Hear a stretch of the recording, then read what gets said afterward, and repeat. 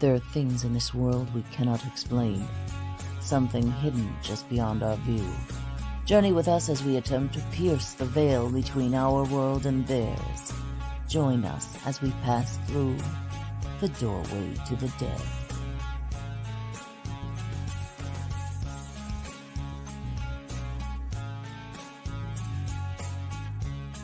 Join us at WLFE-DB.com for upcoming shows and so much more.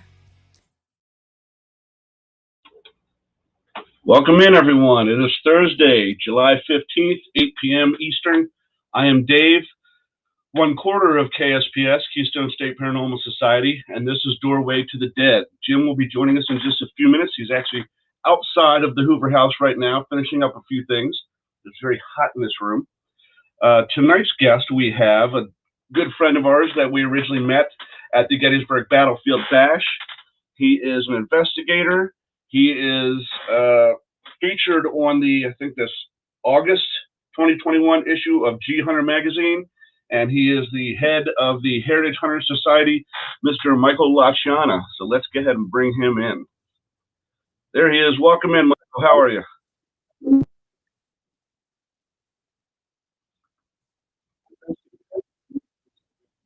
We can't hear you, Michael.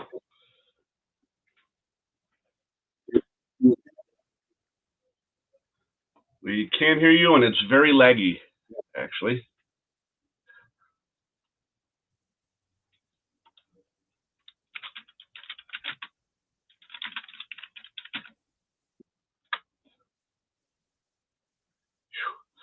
Sorry, Mike. It's I can't hear anything you're saying, and you're very laggy.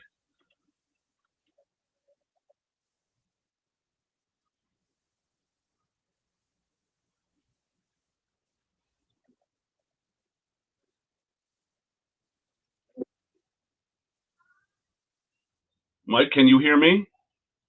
Give me a thumbs up if you can hear me, Mike.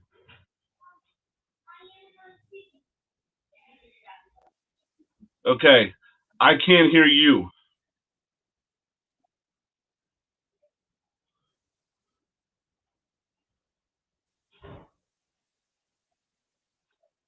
Yeah, maybe if you leave and come back in, then maybe I'll be able to hear you. Maybe that'll fix the your internet connection. It's very laggy.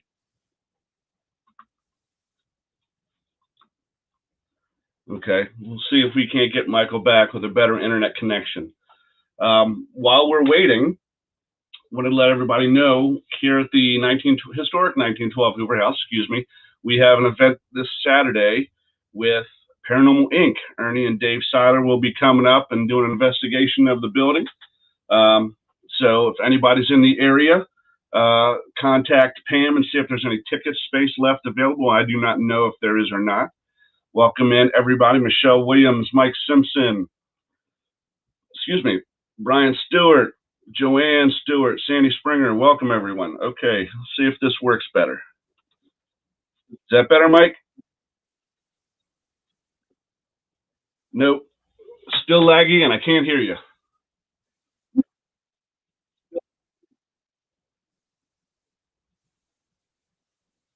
Are you on Wi-Fi or are you on connected?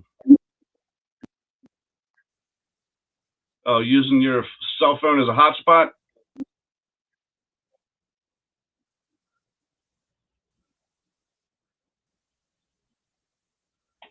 Oh, this may, I don't know.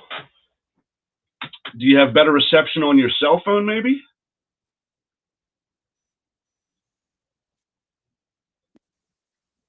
Because you are completely locked up. Maybe if you go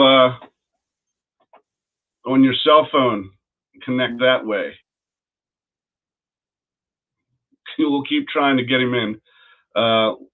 Mike, that depends. I have to talk to Ernie and Dave and see what's going on. They may be going live. We may go live. It really depends on, it's their investigation, so we don't want to take any of their shine away. So welcome in, Linda. Welcome in, Holly. Welcome in, Facebook user. Welcome in, Oh, I already said Sandy Springer. Okay, I thought it was someone else. My apologies. So yeah, get a hold of Pam to see if there's any space left for that investigation. And then at the 31st of this month, we have movie and investigation with Big Gene Snitsky of welcome in, Jason. Big Gene Snitsky, formerly of WWE. So he's going to be having his movie shown at the theater a couple blocks up, and then doing an investigation here. How's that, Mike? How about now? Can you hear Now me? we're good. Now we can hear you. Okay. Gotta use Okay. the cell phone. Yep. Hey, Dave, how you doing? I'm doing good, Michael. How about yourself? Good to see you. I'm sorry you're so hot in that room. Yeah, well, luckily I got a vent like just off camera right here, so I'm kind of leaning towards it to let it just blow on me. So, as a matter of fact, here, let me go ahead and do this so I'm not off center when I'm leaning over here by the vent. There you go. That's the hot box right there, huh? Oh, yeah, yep. I saved Jim from it. I let him stay down at the bar, and I stay up here. That way we don't have any interference and feedback on the mics.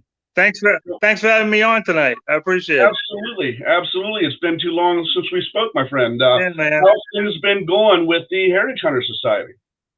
Oh, I've just been rocking and rolling with this series. It's taken me a while to put it together. This first episode has taken about over a year of filming and traveling and different things, and I've had to learn so much about editing. You know, like I said, I'm a plumber by trade, so what do I know about editing? Well, I had to learn everything. So I've gotten really well at it, and show should be out in probably next week or so. I just have to finish a few more hoops to jump through, and then it'll be on Prime TV. Excellent. Yeah. And just to give a little teaser, what kind of locations are we going to look forward to for this first episode? Well, everything with me is history. You know, that's the Heritage Hunter. So this first episode is called the Country Squire Inn, and it's a very famous inn, restaurant, and winery here in North Carolina. It's been very active for many years. Staff, owners, guests have all experienced things. And so I started investigating there in 2010. And all the way through the years. And so we did about 11 investigations altogether, and we captured some phenomenal things. And that's what we're going to show on here. But it's also the history of the place and the interviews with the owner and the staff. To me, that's the most interesting parts. So it's a really great show. And there's phenomenal things. We caught some crazy stuff on a thermal video camera that's really unique. Two of our good friends. I work with a lot of different groups, and I always invite them to different places. And that's what I'm trying to show on this series, what I actually do in real life. And what I do in real life is I find really great investigators, and we all work together, and we travel around, and we hit different locations. And that's what the series is really about. Fantastic. Well, are you going to be able to make it up for the bash? Yes, I'm all booked, and I'm set to come. I'm bringing two of my friends. So, we're going to have a great time. Yeah, I've missed it. I haven't been there since 2016. Yeah. Well, that's good, because then you're going to get a chance to check this place out, I think. That's right. I'll swing by and hang out. That's right. Hang out in the basement. Oh, yeah. I saw that picture. Some of the pictures we've gotten from down there. Oh, yeah. I saw that one that Pam caught recently. That was awesome. Yeah, that's what we try and shoot for, things like that, you know. Absolutely. One of the commenters, Jason Cottom, says, where can we find him? If you want to go ahead and plug your website or your Facebook page or whatever. Or... Oh, yeah, sure. Michael La Chiana, Heritage Hunter Society on Facebook. I have several pages. Michael La Chiana, you can find me. You can find me on Heritage Hunter Society. I own two other paranormal groups, North Carolina Ghost Society and Raleigh Paranormal Society. And I've run those for years. So all those different pages are out there on Facebook, and you can hit them, like them. And I love to talk to people, and I love to share experiences. That's what we all really like to do. I love to hear people's experiences just as much as sharing my own. You know? Absolutely, absolutely. It's all about networking and Oh, yeah. sharing your stories with people and listening to theirs and finding common ground and really just diving into the meat and grits of the other side of the veil, so to speak. Oh yeah, it's fascinating.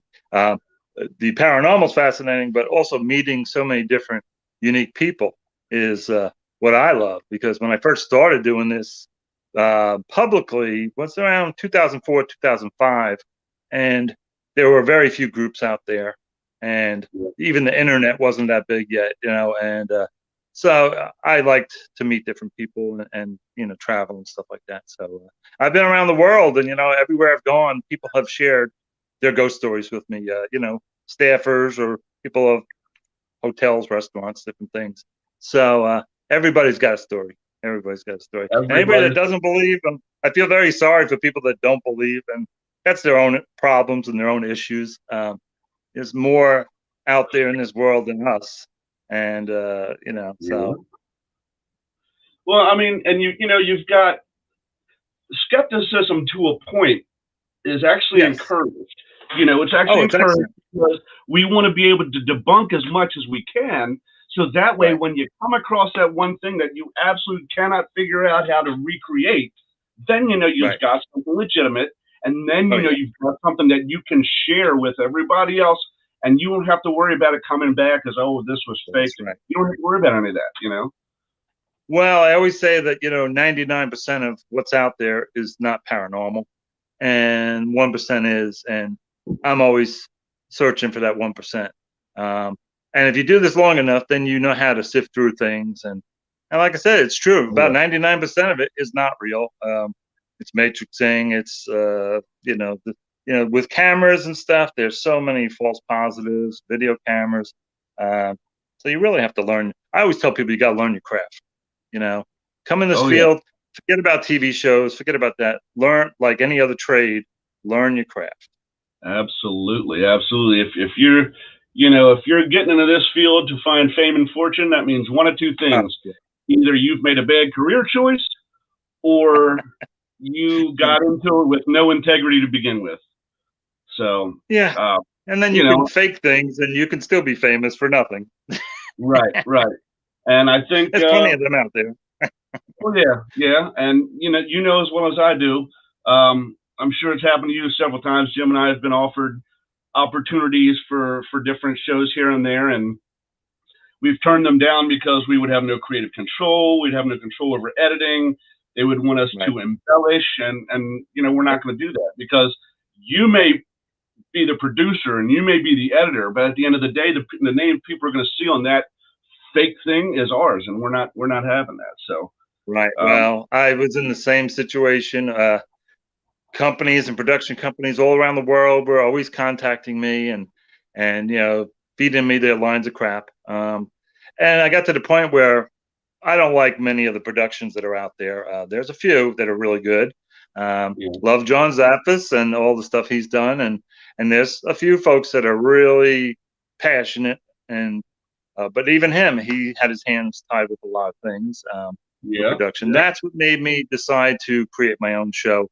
That way, nobody could tell me what to do, and I can. I had to learn how to. I had to go out and buy all this equipment. I had to learn how to use it, learn how to edit, learn how to film. I've been making films since I'm in high school, so I have a good background with films and different things like that. But to do a series that's going to be quality and to be on prime TV that goes around the world, it had to be something really good, and different. Mine is definitely different. It's documentary form, and it's real. Everything on it's real. The people are real. All the investigators are real. There's no actors, and that's just what I like, and going to continue to do that. It looks like Jim just joined the comments, but I don't see him in the waiting room here. Let me see. Hold on. He's hanging out at the bar. That's why.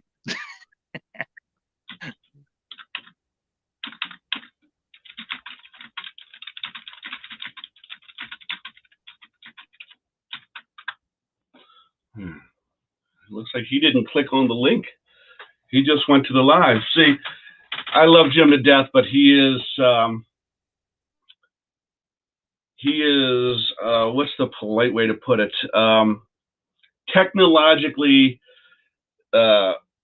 inhibited is, I guess, the polite way to put it. So while he probably just clicked on Facebook on the live, for him to get in like I am with you, he'd need to click on the StreamYard link that I sent him, just like I sent you. So, Jim, if you can hear me talking, if you're watching the live stream, go to your email, find the link I sent you, click on it. It'll put you in the waiting room, and I'll bring you in. So,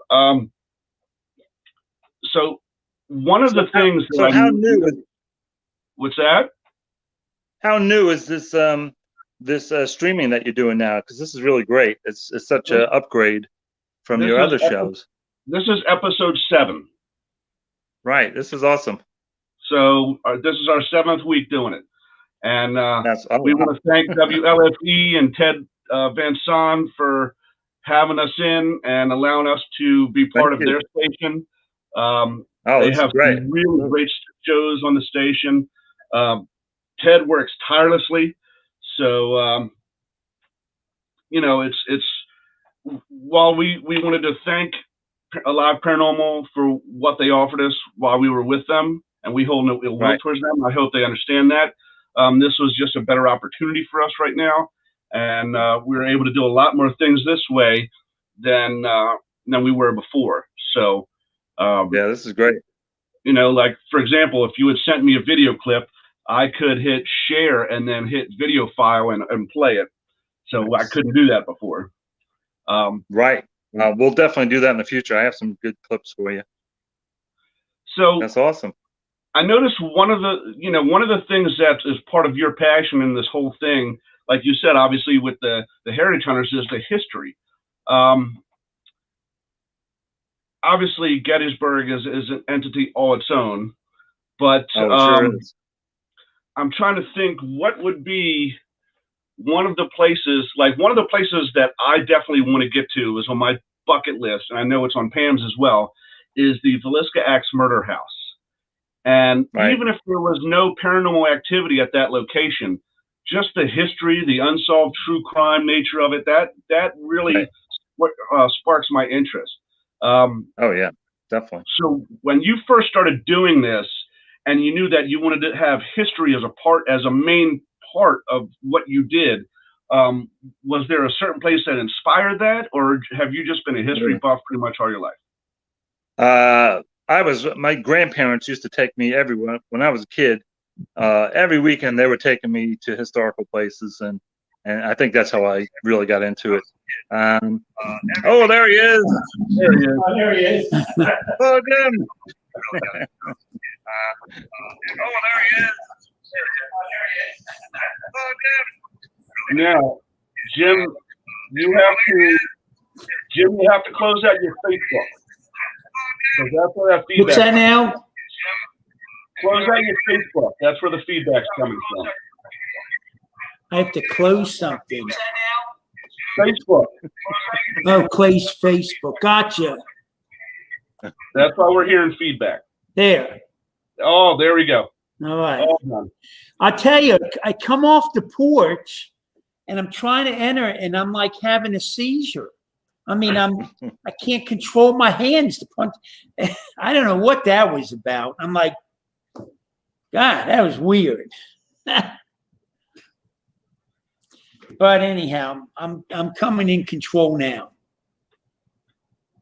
So back to that question, Mike. Was there a place that sparked your interest history-wise before the paranormal even became a part of it, or did you just know when you did one, you wanted the other to be a part of it as well? When I first started doing the paranormal, I was actually going to when I first moved to North Carolina, I was going to a lot of historical places.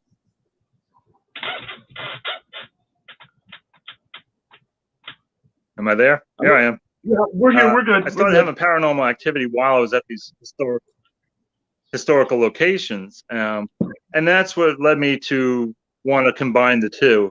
And the first place I wanted to go was Mount Vernon, George Washington's home. And I just had a fascination. And then I did go to, I went to Mount Vernon, didn't have any experiences.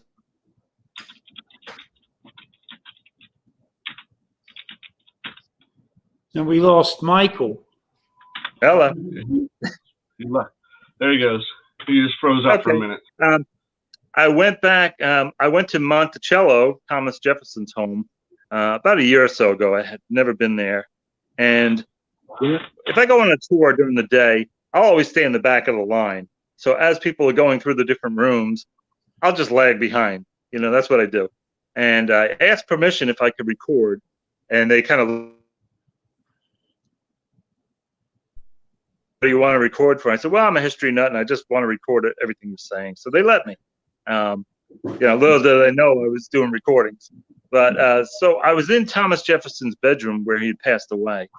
And everybody had left the room. I was standing there, and I looked down at his actual boots that were standing right next to the bed. And I said, Thomas, are you here? Into my recorder. And I got this loud bang right under my feet, like a sledgehammer. Like somebody took a sledgehammer and smashed the ground.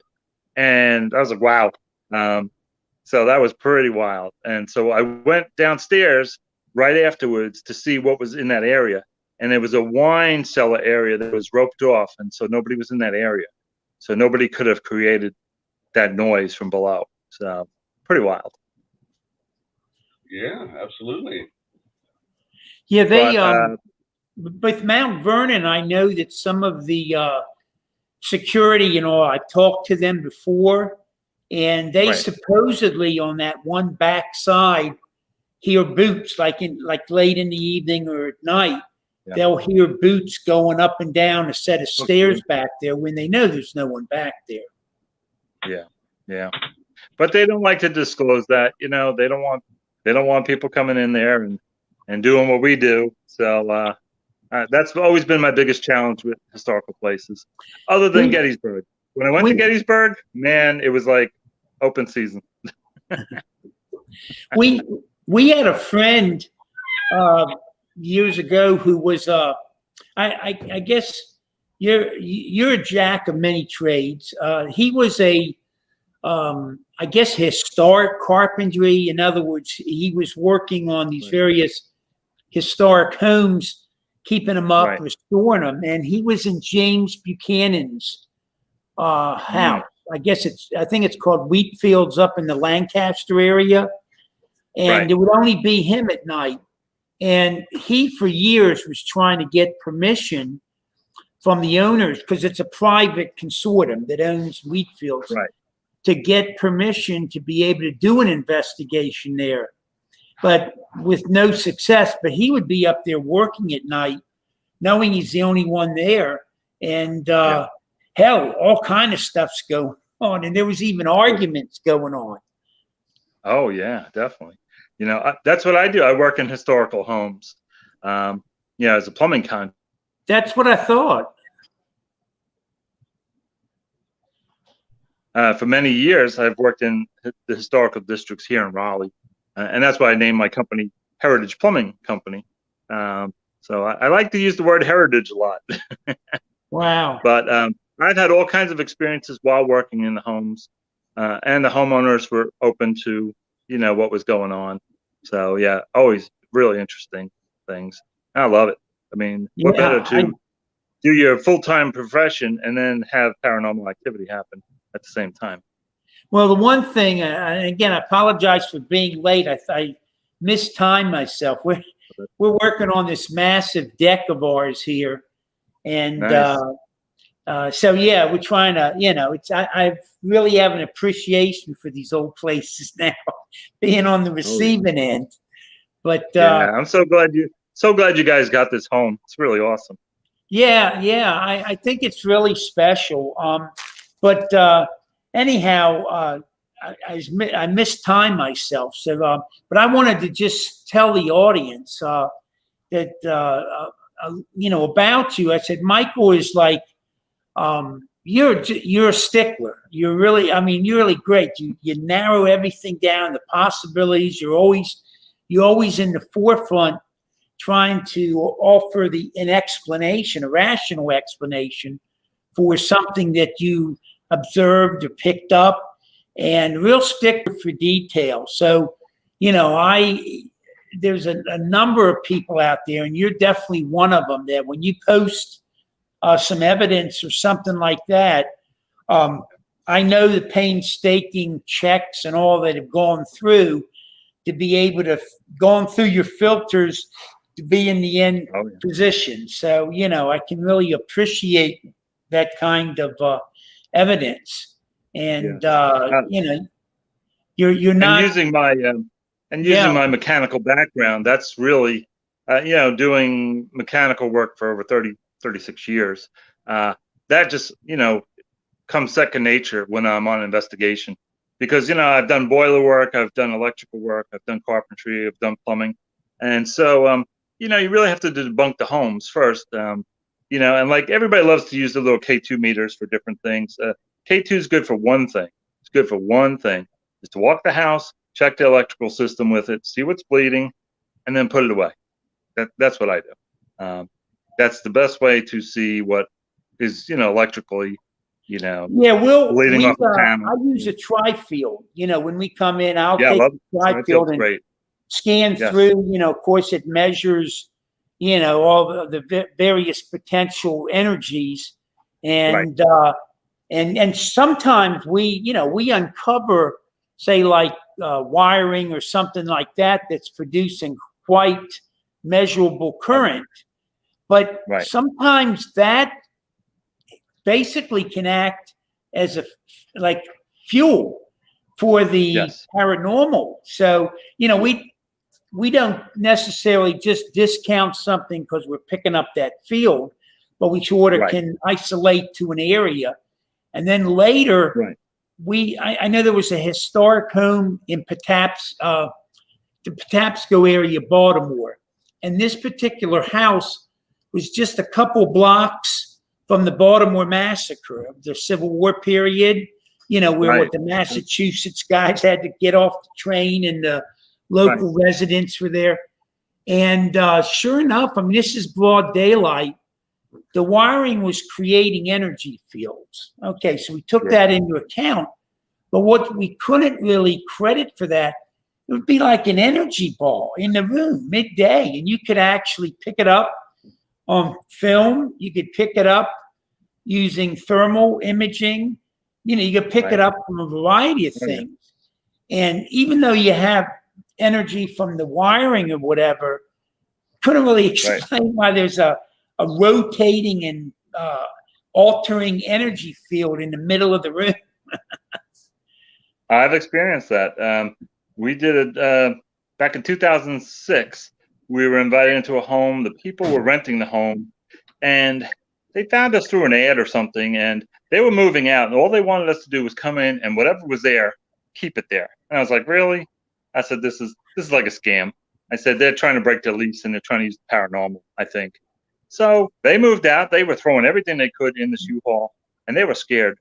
They were scared beyond belief. And they left, and they said, whatever you find, don't contact us. We don't want to know. So we had this home. It was only 2 years old. This home was pretty well brand new. And we investigated, and right off the bat, like you said, I started doing some readings, and I was getting super high readings in the middle of the living room. So I said, all right, I'm going to go kill the power to the house. I did that. And then we were still getting high readings. And I was like, wow, this is crazy. There's no power on the house. And that night, Jim, I captured a photo that is a mass explosion. We're standing there, and you can barely see us, and there's an explosion in the room. And somebody, we don't even know who took the picture, but somebody caught it. And it almost looks like a snake. This thing is about 2 inches thick, and it's about 4 or 5 feet long, and it's whizzing away from us, zooming away in the middle of this explosion. So when I come up to the bash, I will bring that, and I will show that to you. It's interesting. Pictures I've ever seen.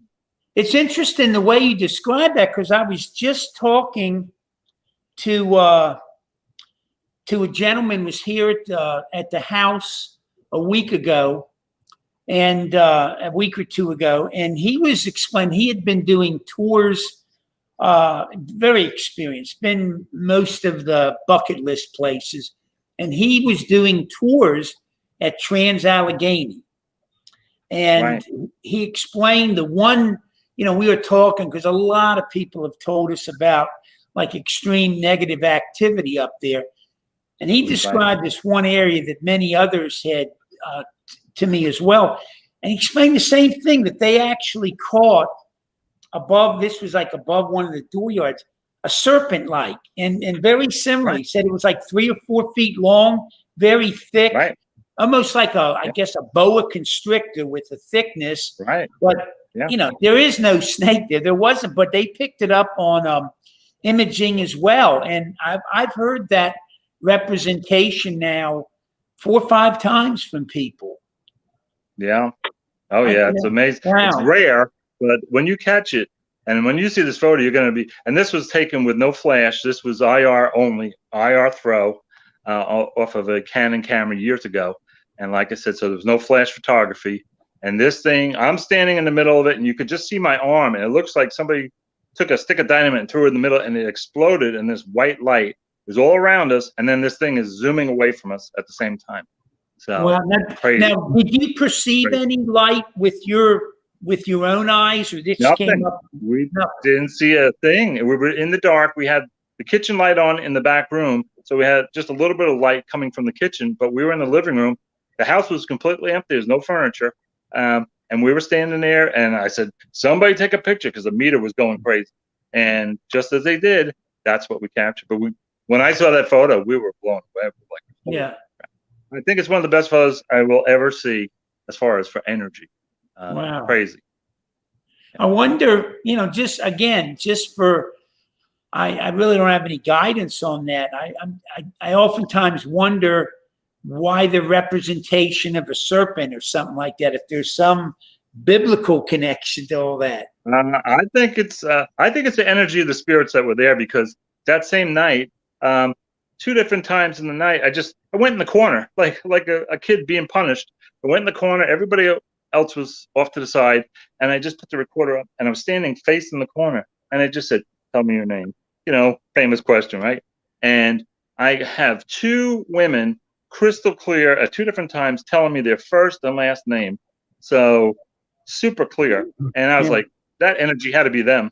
It had to be them. So this was a property that was an old farm, old plantation. And then, of course, they came in and built all these subdivisions. And so I definitely believe it's tied to the land.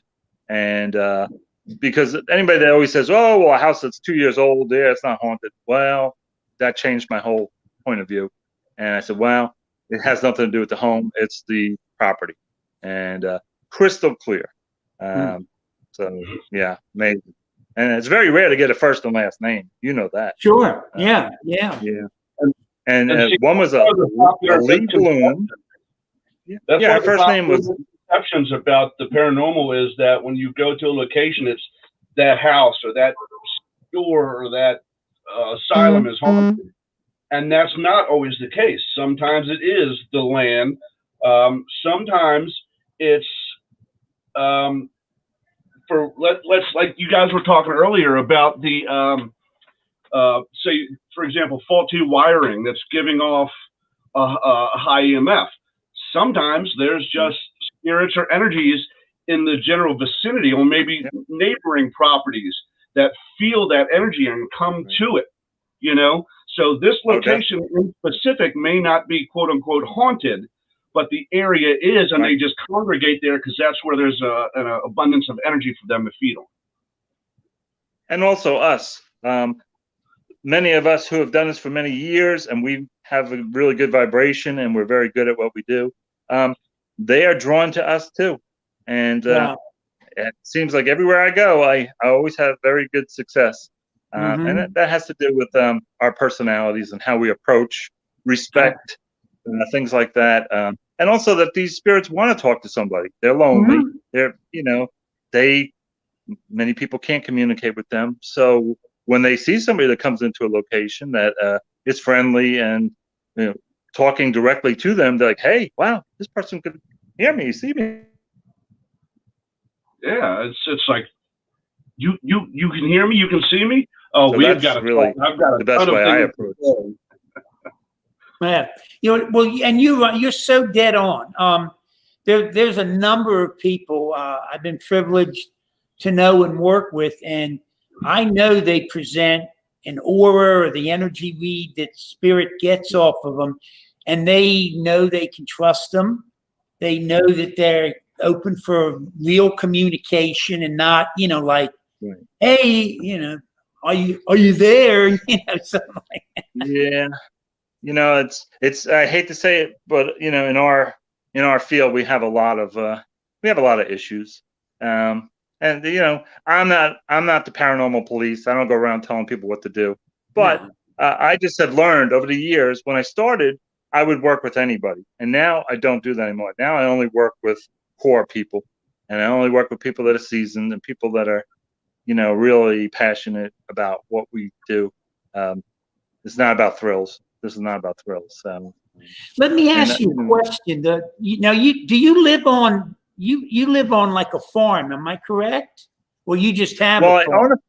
I own a farm in Tennessee, Eastern Tennessee. Okay. And it's very active. It's very haunted. I've had it since 2006, and I've had all kinds of things happen there. I've gotten recordings and I've seen things. And it sits almost at the top of the mountain. So the granite and the quartz and everything that's in that ground, it's definitely a paranormal, central. I have a lot of spirits coming and going. Not a lot of family members who passed away. They've shown up there, and I've gotten them on recordings. My father-in-law, my brother who passed away over the years. So to me, that's wild. That is wild that family members. But I get other people too that come by, and I don't know who they are.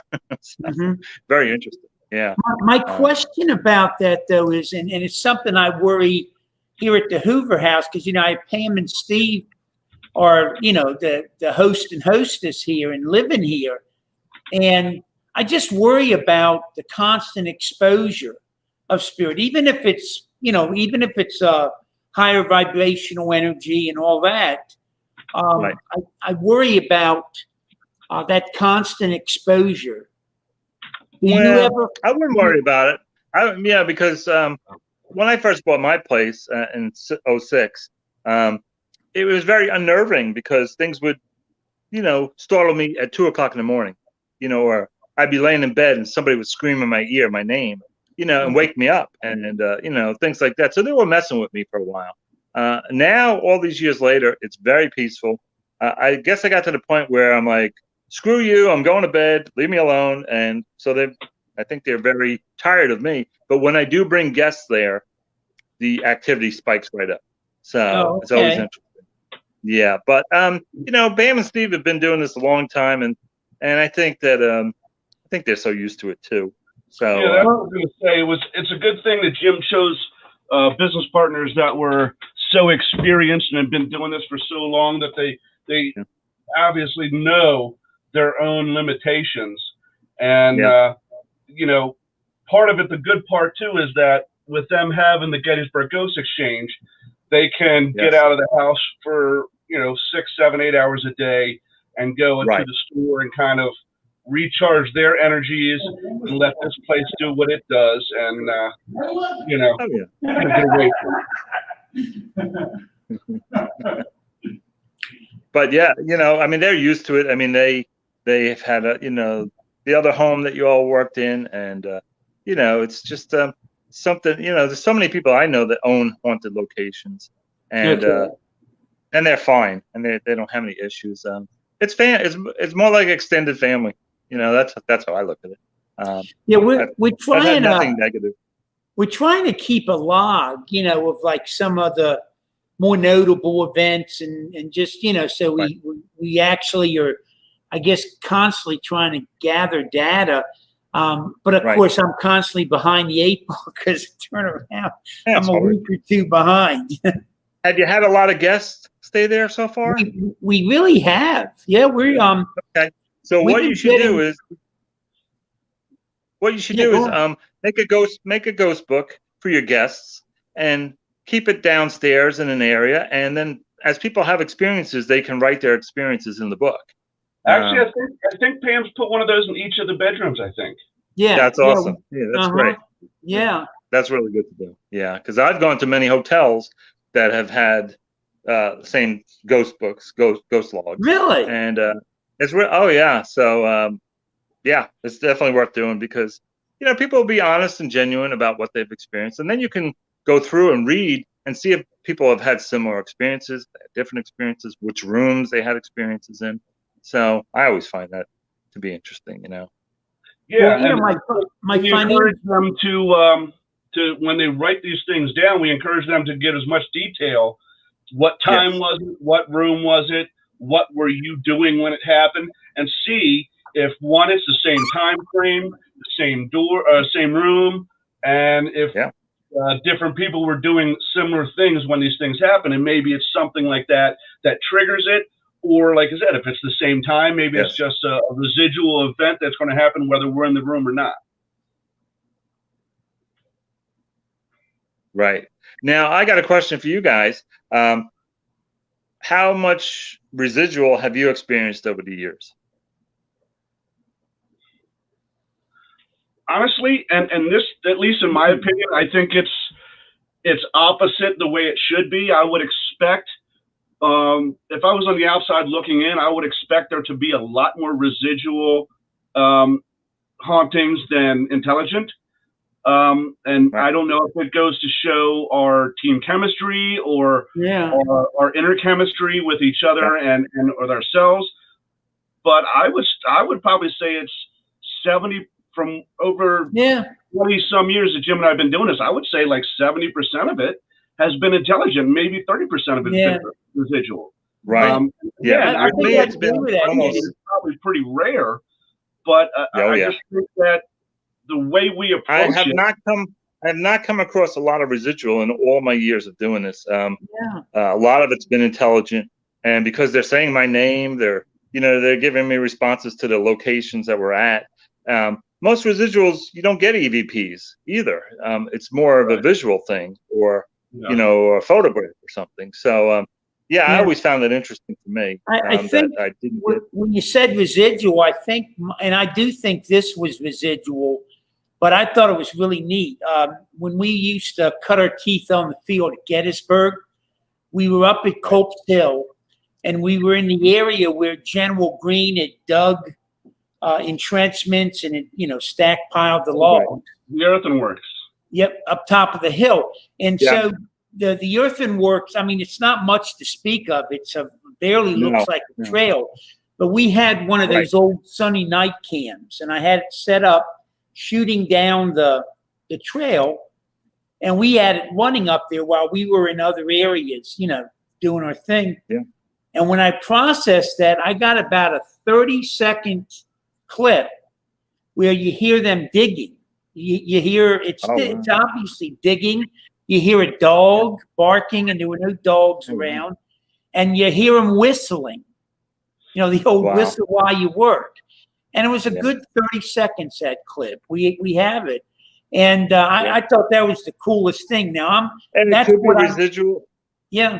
It could be residual, and it could be you might have captured an event where they were actually working, because I do believe that a lot of spirits are in their times, they're in their time and we're in ours, as far as realms and things like that. And because I've come across a lot of things like that. So it's very interesting, right? I mean, I love Gettysburg. I've had more experiences in the town of Gettysburg and at different inns than actually on the battlefield.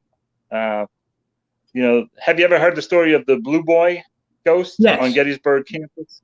Okay, I was taking a tour. The first time I ever went to Gettysburg, I took Mark Nesbitt's tour, and he had this really great tour guide, Amanda, and she was in a full garb dress, and we walked all over, and we went over to Gettysburg campus, and I had my full spectrum camera with me, and she was talking about the Blue Boy ghost, and just as she did, I snapped a few shots, and I looked to her right, and there's this massive blue image in the dark. This is in the evening time, so this was not a reflection off of anything. and I caught this blue thing right next to her. And I said, "Excuse me," I said, "Can I show you this?" And I showed the entire group, and everybody flipped out. And they were like, "What the hell is that?" Yeah. So that was interesting. And that was 2011. So, yeah, that's why I believe the Gettysburg campus is a really great place to visit and wander around at night. That's really cool. You know where Mark Nosevich's store is, correct? Yes, I've been there. Yeah. Okay. Well, the back of that is now where the Gettysburg Ghost Exchange is. Right. Yes. And Kayla Miner and her husband Eric, they live above, and that place is very active. Jim and I were asked to come over, be guests there and investigate with Kayla, and we got Mrs. Kitzmiller. We got spirits that were out in the yard that were supposed to be out on guard, and she didn't let them come in. And actually, we went back in their bedroom, and through the Phasma box, I had about a 5 or 10 minute conversation with Mr. Kitzmiller about beer and bourbon. Like, I always find alcohol is a great subject. What was his favorite alcohol? And he would say bourbon, and I was like, do you like single malt? Do you like whiskey? And he said, I believe he said Wild Turkey or something like that. Like, he gave the name of an actual whiskey. And then I said, I prefer rum and Guinness.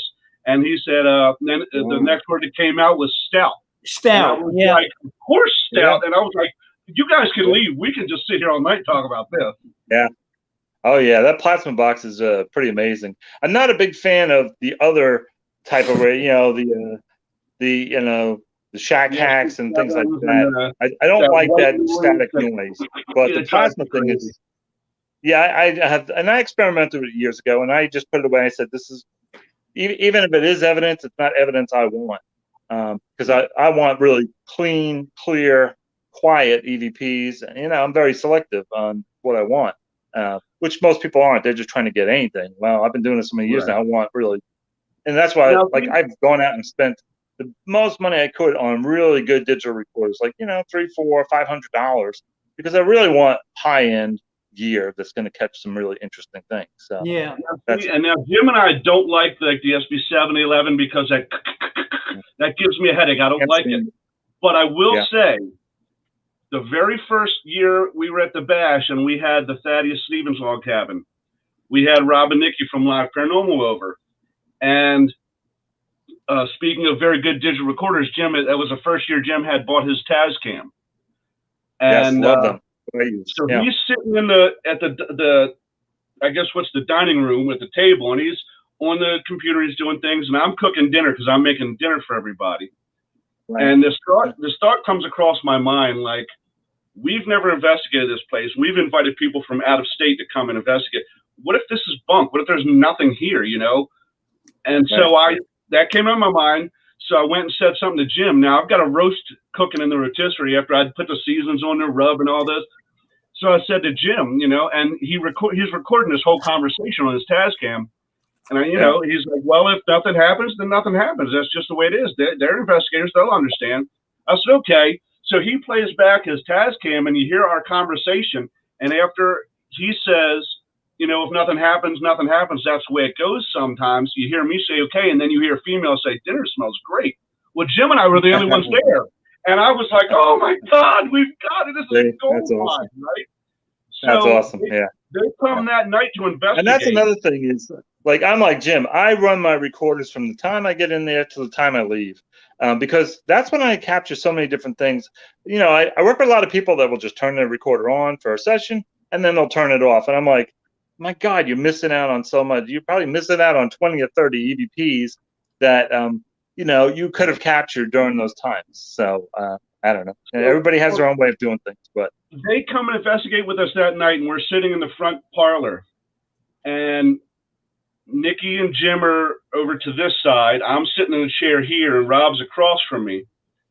And Jim, Nikki, and myself all knew that Thaddeus Stevens had gone to college at Dartmouth. Rob did not know this. He's the one holding the SB7. And we're asking questions. And Jim he's got this weird thing where he can just kind of feel like, okay, the guy that we're looking for, I think, is here now. So he says, Yeah, you know, I really think Thaddeus is here now. So, Rob, why don't you ask him where he went to college? So Rob asks him, you know, if this is Thaddeus Stevens, we need to confirm. Can you tell us where you went to college? Yeah. Dartmouth. And the three of us who knew were like, oh my God. And Rob's like, did he just say Dartmouth? We're like, uh-huh. And Rob's like, is that where he went to college? We're like, uh-huh. He's like, oh my God. Well, the thing about it was, this is 2:30 on like a Saturday morning. I know there's things sweep radio frequencies, but what radio station in the general Gettysburg area was talking about Dartmouth College at 2:30 in the morning on a Saturday, right when we asked that question? You know, come on, the odds are, come on. And that does show a good point, that it does capture things and stuff like that. It's just, for me, I just can't deal with the sounds. And because I started out with the Paranormal Puck and all. I had one of the first Paranormal Pucks that ever came out that you actually plugged into your computer, and it gives you a whole program. You can ask questions. It would make reports and log everything into files for you on the computer, and it was interesting. But it was, of course, it's got 2,148 word vocabulary, so you don't know. And Bill Chapman, he picked every word to put in there. So so what I would do is I would be different than everybody else, because everybody else was thinking, oh, it's amazing and this and that. I would use it. I'd put my recorders up and let them run, and then whatever word came out, I would ask a question about that word that came out. And I was getting all kinds of crazy EVPs onto the recorder, and so I was really using the Paranormal Puck as a tool to give me more questions. Versus saying this is evidence. I said, the hell with the evidence. I said, just give me something else to ask. And man, I was doing so well with different things. So I found a different way to use it, instead of saying this is evidence, because you cannot say that that's evidence. There's no way. I don't care if you have the obelisk. I don't care what you have. You cannot say 100%. That man is picking those words to put in there. So, but take it and use it in a different way. And see what it does. Years ago, Troy Taylor had a small historic building over in the Harper's Ferry area. They called it the haunted cottage. And I've been there. You've been okay? So you know what I'm talking about. And he was. It's now since sold, and it's not on the open for the paranormal. But what he was trying to do, nobly speaking, he was trying to create a reference center for anybody involved in the paranormal. They could reference the books he had there, or go for open discussions. It was meant to be sort of a learning center. And we talked at length. Really neat guy and a real stickler. And he was showing me all kind of evidence that I had, up to that point, I had never encountered, where you take, like I said, Chapel, and he's put those obelisks with the various words. Well, believe it or not, psychologically, we don't totally understand how the brain works. We can have influence on projecting various words coming out of that mechanical stuff. I don't know how it works. I mean, I couldn't sit there and force a certain word to come through, but we do evidently have effect on that. And they'll run all these psychological experiments and demonstrate that. So if you want to be a real stickler, I mean, you can nitpick pretty much anything and come up with a principled action on why something happened. Now, me, I don't know. I mean, sometimes, like Dave said, in middle of the night, Dartmouth coming through. Well, to me, that's, I don't know. I'm buying that. I'm feeling an energy there. And when it comes through and tells me it went to Dartmouth, that's pretty cool. I'm gullible. I agree with you. I totally agree with you on that. And I don't like to get into what I call the paranormal mumbo jumbo of people saying, well, our brains and fluids. I've had people tell me, oh, our brains made that EVP. And I'm like, well, how did it do it when we weren't in the room and we left that recorder sitting in there and we got all these EVPs and we weren't even on the property? And so then they get real quiet and they can't answer you. So, I don't think that our brains, and we've tried, I've tried to do that with recording, sit there quietly and ask questions in my mind. Because I have had recordings where spirits read my mind, didn't say a word. I was thinking about a question, like Dave said, and in this haunted hotel, and I was just in the basement, and I was like, wow, this, in my mind, I was going, this would be a great game room for kids, because there's nothing here for kids at this hotel. And with that, that's when I got this recording, this guy saying, we ain't no children. So he read my mind. Yeah. But you know what? We do the same thing. He read my mind about children. And he was assuming that I was calling him a child. And it blew my mind, because I was like, I didn't say a word. There was no question. So, so they can read your mind. They definitely can. But we do the same thing with table tipping, and it works very well. Whenever we get someone at the table who maybe doesn't come right out and say it, but you can tell that they're thinking that we're influencing the table somehow with our hands, we'll tell them, ask a question in your head, just inside your head to yourself. And then the table will move and answer it, and you'll see the expression on the face change. And we're like, you asked a question, didn't you, in your head? Yeah. And the table got it right, didn't it? Yeah. How would we know? And so I've never done table tipping. So do you just put your fingers on the table? Do you touch the table? I mean, I know everybody sits around it. Right. And so then what do you actually do? You go on, Dave. You want to? Well, we normally do 4 people. We've done it with less, but it's less strain on the spirit energy, and it's less strain on us. If you have at least 4 people around the table, you put, we try to tell everybody to take all jewelry, wedding rings, stuff like that off, because the person that taught Pam and Steve was a woman named Bobby Robinson from Lilydale, and she will actually be coming here for an event this year. Nice. But she told them to have people take off all their jewelry. There we go. Because she's seen the energy gets so high that their jewelry leaves like a burn mark on their skin. So you take the jewelry off, and then you put sandalwood on your hands. I mean, it doesn't have to be sandalwood. That's just what we use. But an oil to help the energy transfer. And then you put some on the table. Not only does that help the energy transfer, but it also makes the table a little slippery. So we can't influence it because our hands would slide. Okay.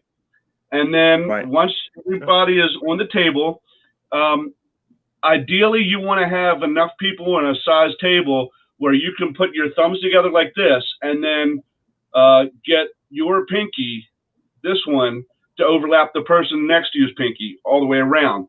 So that way, if you're trying to influence a table, they can feel it. Okay. Right. And basically, I mean, we don't always do that because we don't always have enough people with big enough hands, and the table may be a little bit bigger.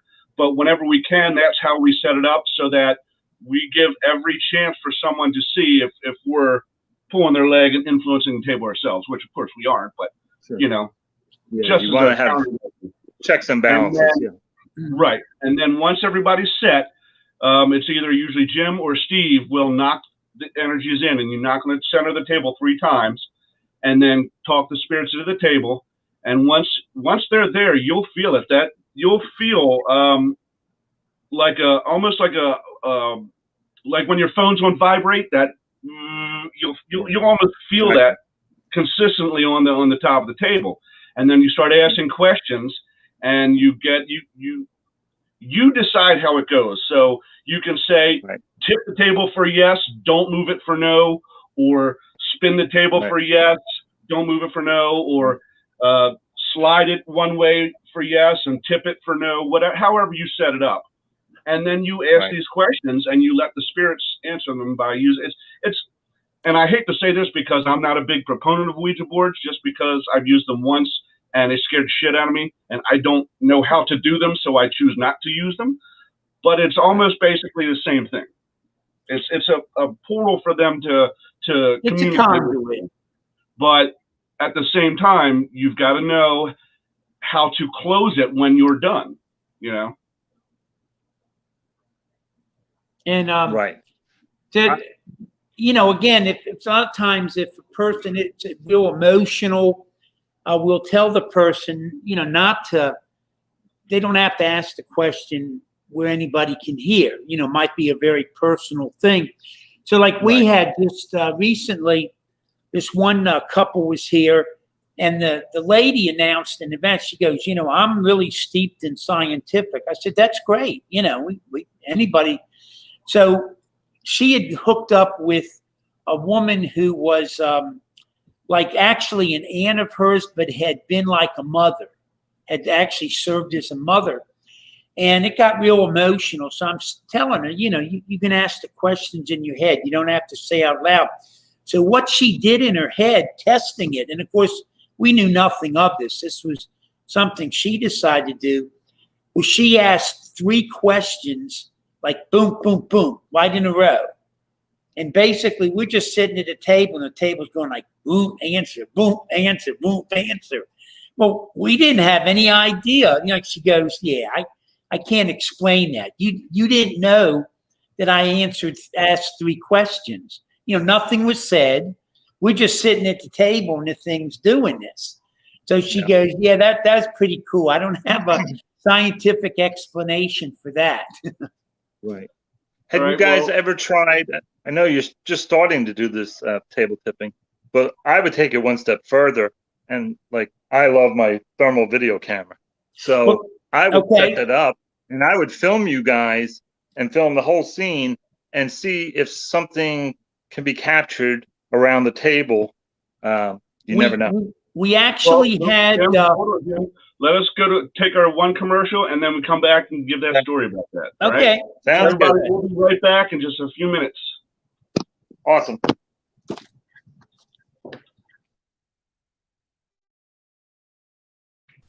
WLFE Digital Network is now on digital television. If you're into ghosts, Bigfoot, UFOs, and the creepy, then WLFE has a TV channel for you, Paranormal View. Watch all of your favorite WLFE video talk shows on one channel. Shows like Paratalk Radio, Step Into the Paranormal, Skeptical Help Bar, The Creepy Parlor, and more.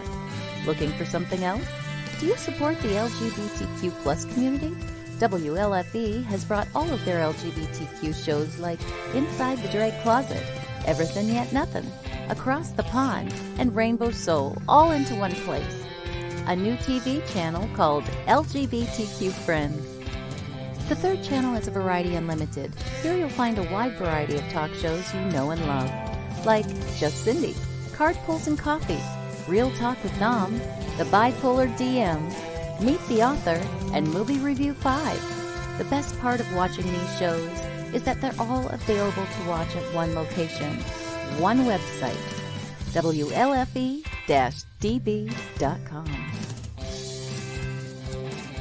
You are listening to WLFE-DBradio.com, where our shows are your shows. Listen to the WLFE-DB podcast, available on Spreaker, Spotify, and iHeartRadio. Check out shows like Paratalk Radio, Inside the Drag Closet, and Step Into the Paranormal. Now, on to your favorite podcast app. This is Dominic Santasero with Real Talk with Dom. You are listening to WLFE-DBradio.com, where our shows are your shows. Hey guys and dolls, this is Casey DeVille, the better half of DeVille Inc., Baltimore, Maryland. If you're ever in Baltimore, stop in and see me and Tony. Invisible Bree, 5920 Eastern Avenue, Baltimore, Maryland, 21224. Give us a call if you're in the area at 410-400-9641, or look us up on the web at DeVilleInc.com. DeVille Inc., where we specialize in you.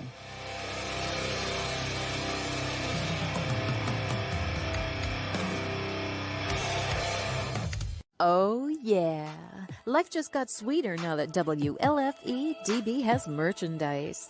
Show your support by purchasing your t-shirts for WLFE, Paratalk Radio, Inside the Drag Closet, and more. But it doesn't stop there. T-shirts, coffee mugs, tanks, buttons, cloth bags, and more. Go to WLFE-DB.com. On the top bar, click on the merchandise tab and bam, there you go. You got merch. Support the shows. WLFE-DB.com.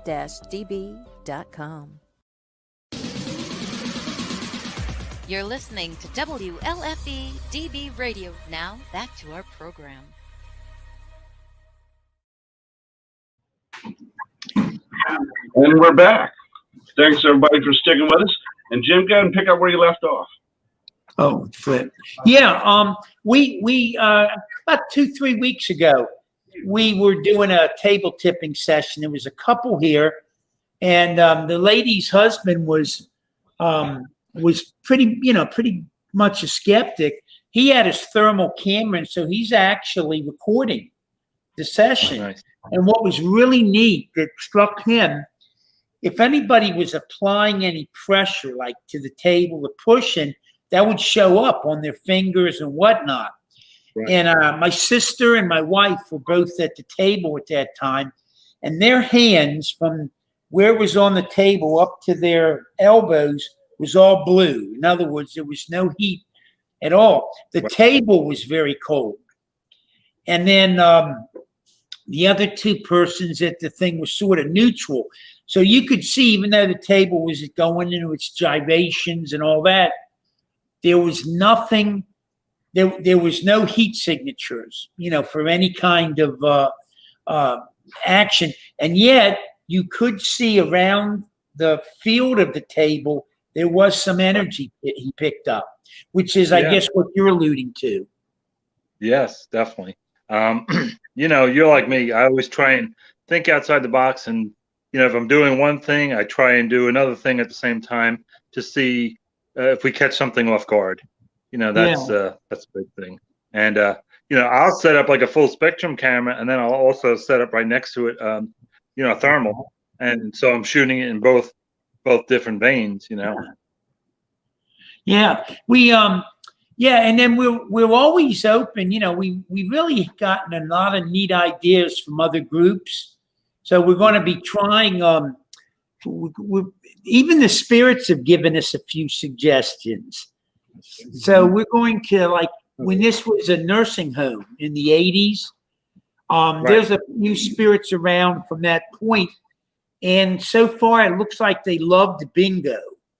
So in talking to the spirits, and they all signed on, they're all thrilled about this.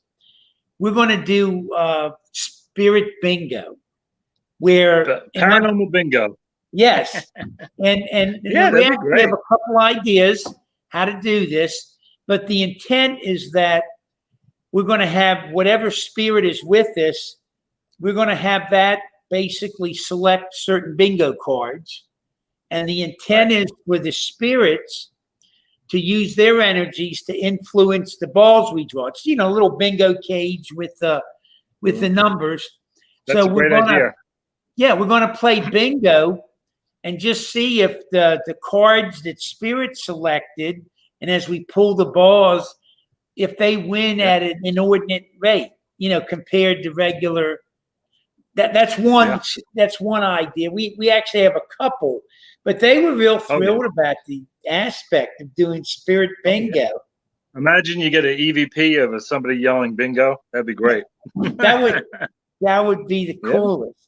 And then while the table tipping, Steve will get a deck of cards, and he'll put a card on the table, and we'll ask, do you see the card? And say they signal yes. So then, Steve will say, okay, move when you have the right card. And so, he'll mention 4 or 5 cards, and when he hits the correct card, I mean, it can rip out 12 out of 12. Wow. I mean, it's not hit or miss. It's like we even have it where we have them add the numbers on the cards, Right. and they'll do that. Wow, that's interesting. Do you have any? Do you have any instruments in the house? Do you have like a piano? We don't have a piano, but I can bring an electric one in. Why? What do you? Yeah. I've actually have captured 2 different times. I've captured piano notes at different locations, and the strangest thing is, it's a B sharp, and this was within 6 to 8 months of each other, different locations, and I got the same note, single note. Once was 5 times at one location, which was an old plantation, and then 6 months later, we went to a home that was having a lot of activity, and I recorded 55 notes in a row, one single note, B sharp. And it blew my mind because I'm like, why am I getting the same note 2 different places 55 times in a row? I have that as an EVP. It's crazy. So that's why. And then the first time we heard with our ears the piano notes, and we recorded it. There was no piano in the house. Wow. Pretty wild. Yeah. Pretty wild. You know, now that you mention it, we were at the James Thurber House in Columbus, Ohio. It's maintained as a museum, and they have a children's center next door too. And we were up there with another group doing an investigation. And now that you mention it, we did pick up a piano in that place. But I'll be darned if I can remember what the note was. I wish I could now. Yeah. Well, I play piano, so I know. Okay. Piano player. Okay. But it was, and to actually hear it that first time, we actually heard, all of us sitting there heard the notes, the 5 notes. And that was amazing. Wow. So interesting. That is crazy. Did I missed the beginning? Did Dave have you talk about your new show and all that stuff? Yes. He did. Okay. Do you have any questions? Yeah. It'll be out very. I sent you the copy of it before we sign off tonight again. So. Oh, definitely. Anybody coming in late? Yeah, that. I tell you, there was a couple of amazing photographs in that presentation. What'd you think of the thermal video? Oh yeah, no, Crazy. you know, the thing too is, my God, where do you have all that time to do all that editing and everything else? That took me a long time. Hours and hours. I would go out there and start working, and I would just do it in files. I would do each scene as a file. And, 3 minutes would take me 4 to 6 hours. Oh. And people don't realize what it takes to go through the evidence, find it, clip it, and then piece it in. And so really that first episode was incredible. But like I said, it's only 52 minutes, but that took me over a year of finding that evidence. And then I kept finding evidence in the video clips. I kept finding more evidence that I didn't even realize I had. So it's just crazy. But I think people are really going to enjoy it. Do you ever, and this is something, I'm not going to say it happens frequently, but it has happened where we'll be doing some kind of evidence, and then you get something and you have it, and then somewhere along the line when you're processing it or whatever, it changes. Yes. Have you had that before? Well, even EVPs, you'll go in, you'll type it out on what it is, you'll put it in a file, and then you'll go back, I don't know, a month later, and you'll go, that's not saying this, that's saying this. And it's almost like it's changed, so don't know. I don't know if it's our minds are tired. But definitely just incredible. But there's many spirits at that location. There's at least 10 or 15. Wow. And like I said, I started investigating in 2010. That's when we first investigated, and we've been back 11 times to do full investigations with different groups.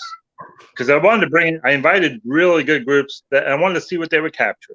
And it just was amazing what we all experienced. So, really interesting. Very well done. And I really commend you. I know the work, unfortunately, I'm already probably at a point where I keep a file and I for my CAS cam, I'll keep a master with all these various audio files, and I already know I'll never get to them all. I mean, I know. Not enough hours. I have 4 computers filled to the brim, and and so it's just crazy. Yeah, I know what you're saying, but that's why I had to do the show, because I had to get away from doing regular investigations, because I was doing so many, and just it was eating up all my time. And I was like, I'm not sharing the evidence.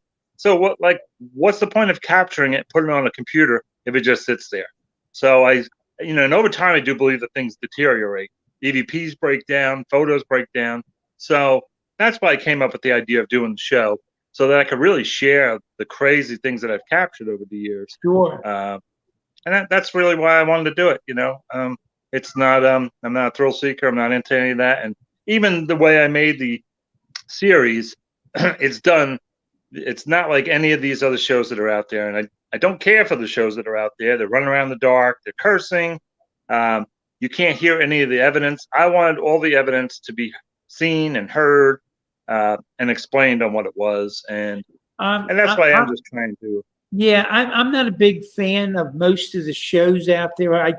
The only time I find myself a lot of times watching, or if I know the group, it's like a friend, I know the group, or if it's a place I know I'll never get into, and just to see the place, or it's a place we're going to and I've never been there. I like to sort of, a preview, so to speak.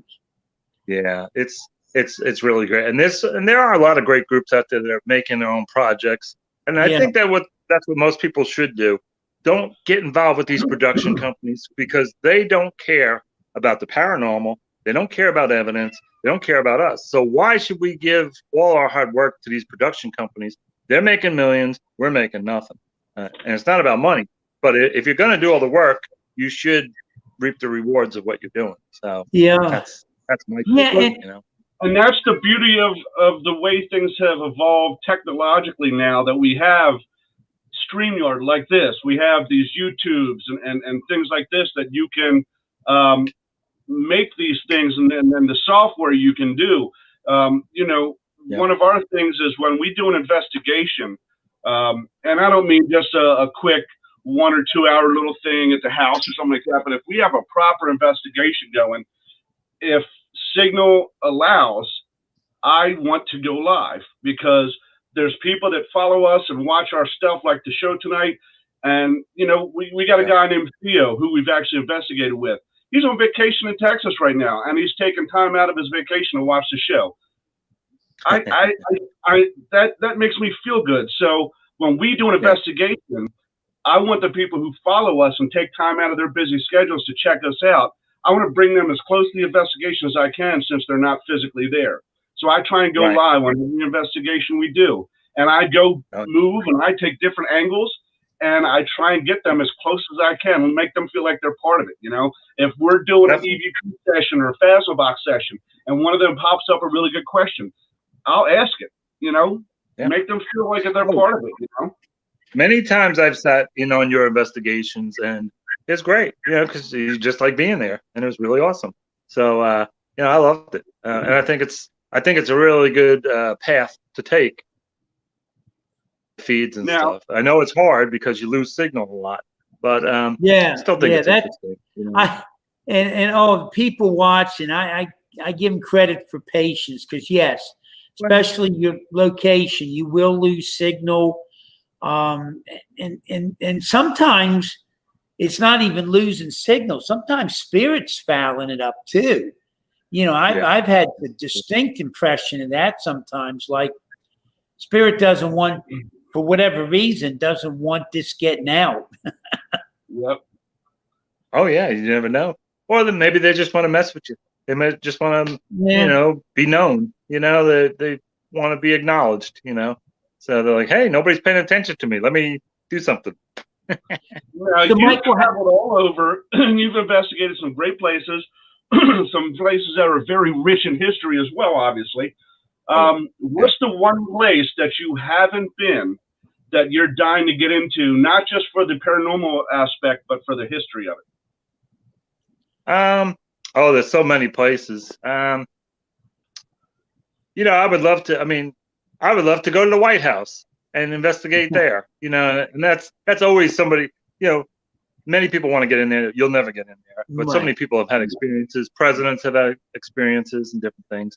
That's one place. But ever since going to Europe, once you go over there, America's great. But I'll tell you, when you go to France or you go to London or, you know, Spain or somewhere, you know, you're stepping back into the 12th century, you know, and things like that. It just doesn't compare to, you know, here the stuff in the United States is just over 200 years old, you know. Yeah, we're 275, so some of those places are 2,750, you know. Like, but some of my favorite places. I mean, I still want to go back. I'm planning to go back to England next year. I'm saving. I'm just waiting for COVID to be gone, and because I have friends that are over there, and they tell me, you know, they're not that cleaned out yet. So, you know, I want to travel through England. I've only been to London. I've been to Liverpool, so that was great. But I want to see the rest of the country. And, you know, these days you could do these Airbnbs. So it's really affordable. You know, for $95 a night, you have an entire house. I mean, so that's the way to travel. That really is. You know, versus staying in these high-end hotels and things like that. So I would love to go to Scotland. You know, Edinburgh. I would love to go there. That's, you know, probably one of the places I want to go, you know, the most. You know, I definitely want to go to Scotland. I definitely want to go to Scotland and Ireland. And you know, me being a Irish Mick, yes, England isn't. Well, me too. Believe it or not, even with La Chiana, I'm Irish. Yeah, so England isn't one of those places that I'm like, yay! But there's places in England like I would love to get to the Tower of London, and honestly, been there. I would love to just sit and just do a standard EVP session. No classes, just EVP session at Stonehenge. Oh yeah, Stonehenge. So, but I would love to be locked in the Tower of London at night and stay there. Because I've been there twice, and you can just feel the energy there. We had a Bob Goutreau, is the pet psychic, lives here in Maryland. We've had him as a guest several times, and he, a couple years ago, before the COVID, was with his significant other over in England, in London, and he had, oh my gosh, the tales he was giving us. He had amazing time in the Tower of London and a couple of those other, that one castle where one of Henry VIII's wives lost, you know, was from prison before she was beheaded. And oh my gosh, he had the details he was recounting that he experienced and saw, you know, because of his unique nature being such a psychic medium. That was pretty cool. Oh yeah, I was in the torture chambers of the Tower of London, and it was pretty wild. But you know, it's so crowded because it's such a tourist site now, and so I still want to go to places that aren't that, you know, traveled. I had a really good friend that lives there, and I told her I was coming, and I said, she goes, well, where do you want to go? I said, well, let's go out for lunch or something. I said, take me to the most haunted place you know in London. So she said, okay, meet me at this station, and I met her. And we went over to the Viaduct Tavern, which was a gin palace back in the 1800s. And we were in there at 10 o'clock in the morning. People were drinking beers. We got ourselves some pints. The manager came over, and we were just saying what we do. And he goes, oh, would you like me to give you a tour of the place? I'll walk you around the different floors, and I'll tell you what I know. I'm like, yes, sure. And, of course, I always carry my equipment with me. So I had my recorders. I had a video camera. And at 10:30 in the morning, we're walking around. We went down the basement. That's where a lot of the prison cells were, because the prison was across the street. And this bled over into that area.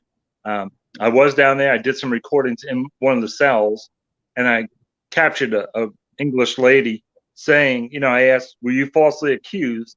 And you hear this British accent, and this woman go, murder, he wouldn't let me off. And I was like, oh my. So then we went up on the 3rd floor, which was the bordello, and I got a few ladies of the night saying some things to me. They're still there. They are still up there in that bordello. So interesting. Yeah, I loved it, especially when you go to another country and you get an EVP that's in that language, that accent. Jim knows all about blows that. Your mind. Yeah, it blows your mind. Jim, tell him about the Mayan ruins down in Belize. Yeah, this would have been 2002, I believe, when my friend Dr. Dave Oster and his wife were still with us. They had formed International Ghost Hunters Society. So they had organized, we had a Caribbean cruise. All had a couple select guests and presenters. And I think we had about 30 people. And so anyhow, in all of this, the one day we stopped at Belize and went out into the jungles. And they had unearthed a new Mayan village, and it had about a third of it excavated.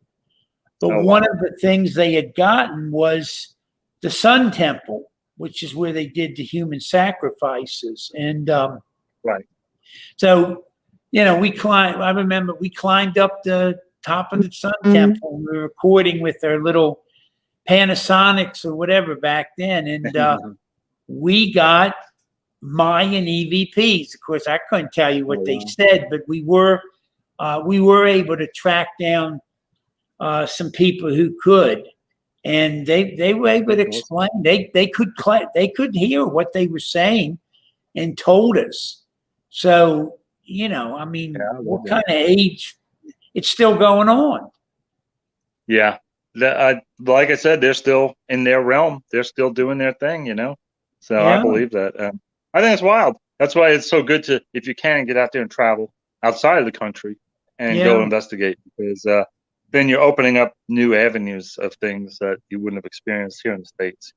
Now in Gettysburg, they had in the day, they had a rather large Germanic population group, and so we at the Thaddeus Stevens house before, we picked up the spirits. They were talking in German, and you could translate it. It was that clear. And a lot of it was religion. And of course, they had their Church of the Brethren, and they were all, most of that stuff traces back to German origin. But we've picked that up in Gettysburg before and could actually translate it. Yeah. Gettysburg is an amazing place. It's not just the Civil War; it's the history of the people and everything too. So, I love. I think I've been there 7 times now, and love every time I go. I just love it. Like there's nights that if I'm going up for an event, I'll go like a day before, and say it's Friday, I'll go up Thursday night, and so that I could go to Zach's Bridge when there's nobody there. And I've stood on that bridge many times with nobody. Dead center of the bridge, 11 o'clock at night on a Thursday. And I witnessed somebody walking right towards me. I heard the foot. There is an apparition called Brownie. Have you ever heard of Brownie? I don't recall, no. If you go down, the little path that goes down to the falls area, the little path to the right of the bridge.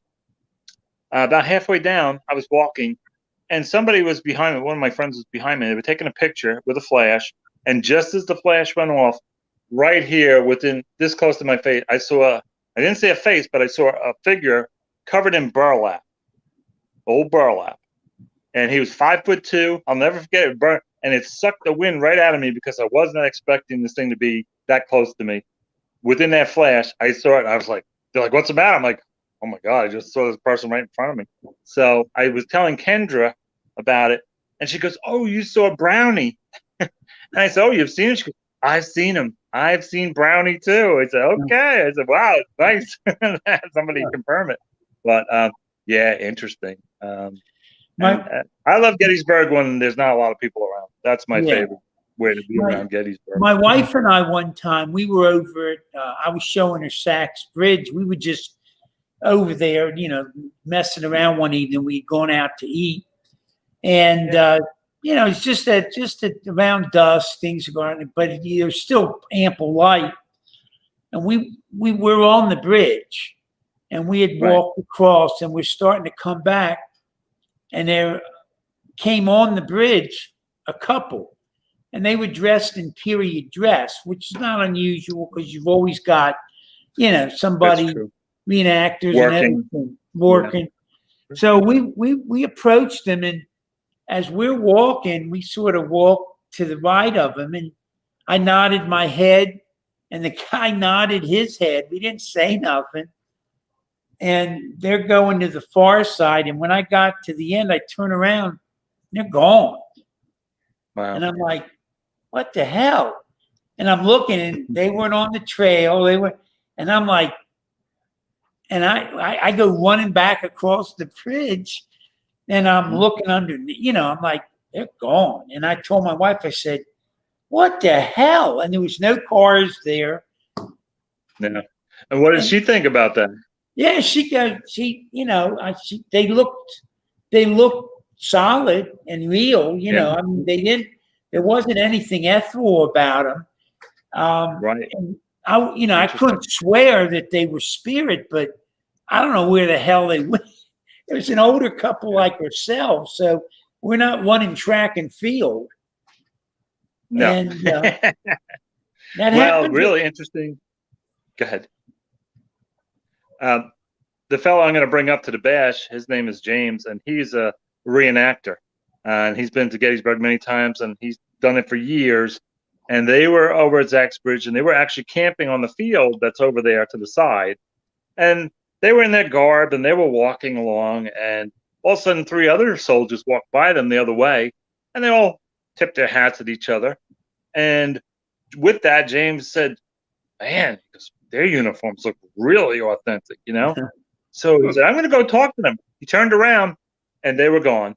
3 of them gone. And that was in the middle of the field. So when you meet James, he can tell you that story better. And but he's a paranormalist too. But I find it really interesting when you have the reenactors experience things, especially the ones that aren't ghost hunters and they experience things. That's really neat because that's genuine. That's genuine experience. Well, I'm not a reenactor, but I've heard this before. Where, in other words, there's a bit of set patterns. When they're out there and their lines and whatnot, you sort of know who's to your side and the organization. And I remember talking to some reenactors in the past there, where they're setting up their lines, and there's some guys to the right. And they're not to be there. You know what I mean? Like this one guy, like I'm the end of the line. And there's some guys setting up to his side. And he goes to tell them, hey, guys, I think you're in the wrong place. And they look at him and they just disappear. And like that. Wow. That's amazing. Yeah. I know. That's amazing. It never gets old. It never gets old. Now, I got a question for you, Mike. Of all the places that you've been and investigated, history-wise, which one has, I guess, the oldest tales? Like, you go there and they tell you of these reports of activity, but which place had activity reports that dated to events that happened farthest back? Oh, good question. Well, I actually did investigate when I went down the catacombs in Paris. Oh, wow. And I studied a lot on the different people's experiences and things like that. I said, let me start with 6 million people and see what happens. And I actually was down there. I did some recordings, and I brought my video camera, and I did catch something flying by. And I can't be certain if it was a bug or something. It didn't look like a bug, but the history of the catacombs is so amazing to me because it was actually built as a tourist attraction in the 1800s, late 1800s. And because they had all these bodies we have all these canal ways and things like that. And they actually designed it so that they took all these bones and they did it like artwork. So when you go down, it's not just a bunch of piles. I mean, it's all done in like different artwork. And it's fascinating to see skulls and bones and things surrounding you. So I think that was one of my most favorite places to go, and historically too. They're real human remains, though, correct? Oh yeah, they're real. They're real. There's over 6 million bones. There's almost 7 million bones. I have heard, I don't know if it's true, that they actually search you and make sure that, nobody leaves with any bones. Is that true? Well, all I know is the security there is very strict. And if you even touch a bone, they will throw you right out.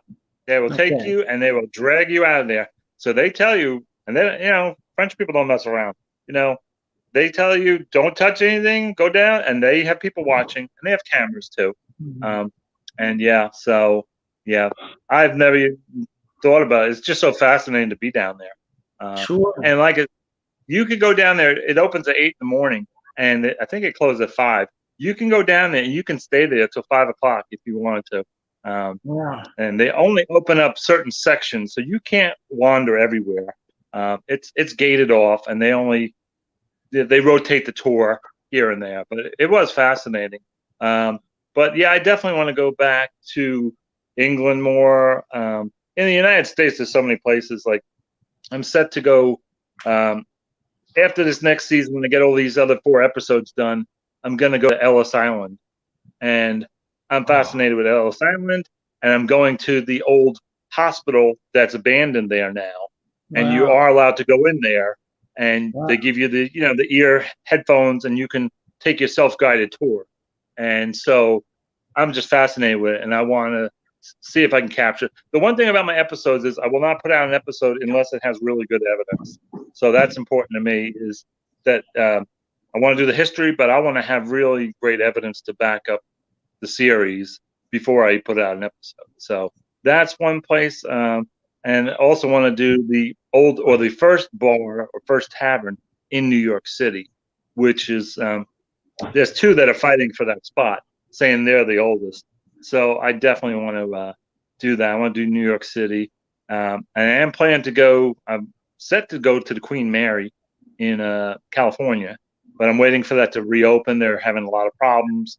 I have a friend that's a radio host out of California, and she's also an author. She's written about 6 books on the Queen Mary, and she's so versed in all the paranormal activity there. So I invited her to come when I go, and for her to come on the ship with me. So so California, and I definitely want to do Haunted Hollywood. I'm fascinated by. I don't care about nowadays Hollywood, but the old Hollywood of yesteryear is what I'm interested in. Roosevelt Hotel. And I want to stay at the Roosevelt Hotel. Supposedly Marilyn Monroe still wanders around and things like that. But it would be interesting to stay there. From Here to Eternity, you can still hear him walking halls playing his bugle. Right. Now, I definitely want to do that as a series too, an episode.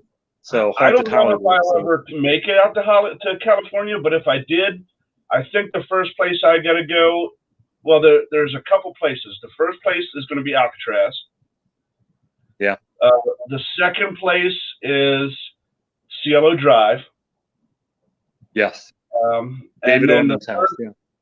And then the third place, I'd probably check out like Lake Berryessa, some of the places where there were victims from the Zodiac. Right. That case fascinates me. I don't know why. Okay.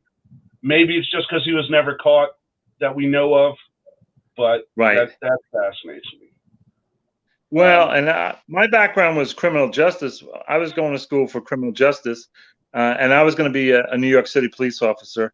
I took all the tests for it and things. So when I was doing that, I wanted to study all the serial killers. So I started buying books and reading every serial killer and their life story, because I really wanted to know what made them tick.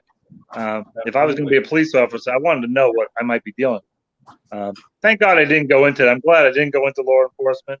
The plumbing pays a lot better, than the police officer. I don't have to worry about getting shot. So, but my family's large. We have about 8 people in the family that are police officers and detectives. So, they're all retired now, but it's fascinating. And so New York is my next trip, and then California is definitely here in the States. So yeah, I would like to go out to some of the ghost towns out in California. Well, it's funny you say that. Bodie, California. It's funny you say that, Mike, because when I graduated my class from mechatronics, one of my graduation presents was Jim said he was going to take me out to see Janet in her neck of the woods in like Carson City. And we're going to go out there to all the old ghost towns, and they want to hit the Donner Pass, the old Goldfield Hotel, and all those things out there. So maybe we can set it when obviously we got to wait for all that stuff to open up fully. I'm not flying on a plane if I got to. So when everything opens up and we can get out there, maybe we can set it up where you can meet us out there or something. Oh yeah, definitely. I'm fascinated. I love the Old West, just as part of the history, things like that. Now, I've had some friends go to the Birdcage Theater, and they didn't get a lot of activity, and they were very disappointed. So that's you have to that's expensive to get there and travel, and then you have to pay those fees. So now, when I was at Carson City with Janet, she took me out with a couple psychic mediums, and there's a Stewart Indian school out there, one of many of those. And the history, that really opened my eyes. I had not been knowledgeable about that portion of our history. And oh my gosh, the energies were just crazy. I mean, they took me. I'll never forget it. It even to this day, the feelings on that were just almost indescribable. There was a field, big open field, and evidently that's where they buried the children, and they were unmarked graves. And over the years, there's hundreds, if not thousands, buried in this open field. And we get on this field, and that evening, it was about 85, a pleasant evening, no rain, cloudless sky.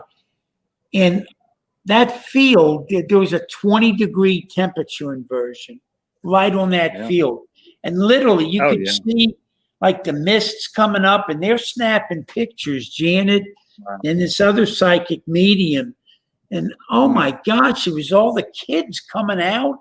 And I believe it. I didn't get much in the way of EVPs or that, but just being there and feeling that and the energies it was almost overwhelming. It was something. And then I know the Booth brothers have done some work on these Indian schools as well, and captured some amazing stuff. So that I watched one of their documentaries. They're great. So I'd love to get back. I'd love to get back to one of those Indian schools, and especially now with a little better equipment, and my own sensitivities have improved a lot. But that just struck a real chord to me. And see, that's the type of things I like. Versus, I'm not one that likes to go to what I call paranormal tourist spots. I'm not big on Waverly Hill and all these other famous places that everybody goes to. This just doesn't interest me as much. I like the history of it, but I don't want to go where a place is overrun. And just, like the Battleship North Carolina here in North Carolina, I've rented that 4 separate times. And when I rented it, I would only bring 12 people on it. So we had the entire ship to ourselves. Wow. And we would get activity here and there. It was very interesting. But the place is open 7 days a week, and there's people on that boat 7 days a week. So I just feel that the activity is like hammered over time. So it's interesting, and it is amazing to be able to rent. For a nominal fee, you have that entire ship for the night for yourself. Don't the Boy Scouts, or they used to rent it and camp out on it, don't they? Yeah, I think a lot of them do that. Yeah. Yeah. And it's, I mean, I've gone to some events on there where they had 200 people. It was a Friday the 13th event where they brought all the cast members from Friday the 13th movie on to this, and they were doing a whole paranormal thing. And they had the celebrities. They had Joe Chen and some other folks, and they were really nice to meet and work with. But you had 200 people on that ship. So, like, how are you going to capture anything? So it was, me going from having 12 people, and I rented the ship several times, and having the place, and then going here, I was invited, so it was nice that they invited me to be there with 200 people. I was like, this is insane. I said, can't do anything here. So, Well, they when they had the from 9/11 where the plane went down up in the up in the I remember we were up there before they had a formal memorial building and all that. They were just having like makeshift memorials, and you couldn't go down to where the plane had actually crashed. That was reserved just for family members of the victims. But they had that makeshift. It was a parking lot is all it was, with some gravel, and they had a little mobile unit up there. And just people would bring various remembrances and that.